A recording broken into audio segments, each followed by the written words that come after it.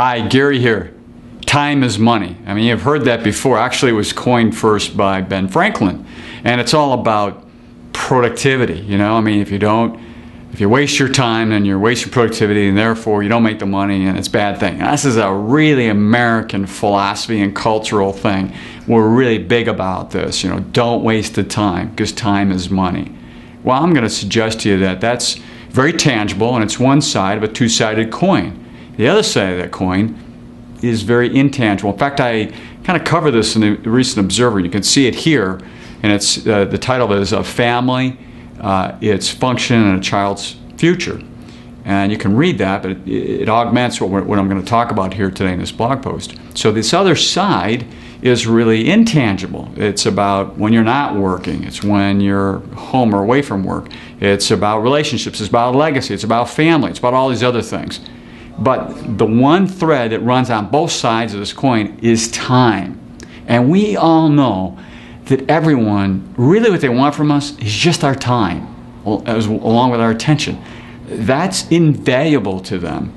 And especially when we're talking about the generations and wealth. You know, in estate planning, we just try to make sure all the assets are going in the right place when one dies, another dies, and so forth. Well, think of it like Jack Nicklaus. Would you rather have all his trophies and his awards and acclamations, or would you rather have his golf swing and his knowledge and wisdom of the golf course and how to play golf? Well, I think you'd want to have the other.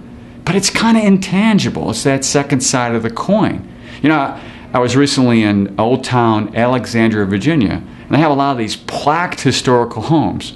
And when you talk to the owners of these homes, and they have homes like you and I, they feel like stewards. They don't kind of feel like, this is my house, I own my house, therefore it goes to the next generation. They look at it from the next person getting this house is going to be another steward of this 200-plus year-old home.